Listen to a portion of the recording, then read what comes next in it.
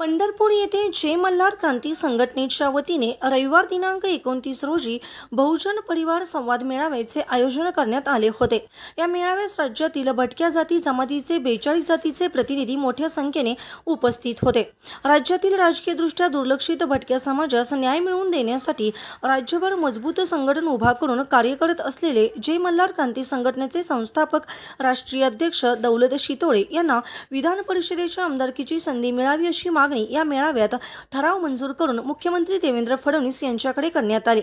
जय मल्हार क्रांती संघटनेचे प्रदेश अध्यक्ष अंकुश जाधव सर तसेच सुधीर नाईक, युवक अध्यक्ष मोहन घाडगे, बाबूराव जमादार, दीपक चव्हाण, विष्णुअप्पा चव्हाण, नामदेव माळी, गणेश माळी, वामन माने, संतोष करचे, सागर गोडसे, दादासाहेब पवार, इंद्रभान ओहाळ तसेच सचिन निकम, गोविंद मंडले, सुनील काका जाधव, अग्निनाथ बापू चव्हाण, महेश मदने, गंगाराम जाधव, रोहिदास मदने, गंगूताई नाईक यांच्यासह राज्यभरातील भटक्या जाती जमातीचे विविध संघटनांचे पदाधिकारी, जय मल्हार क्रांती संघटनेचे कार्यकर्ते, समाज बांधव मोठ्या संख्येने उपस्थित होते।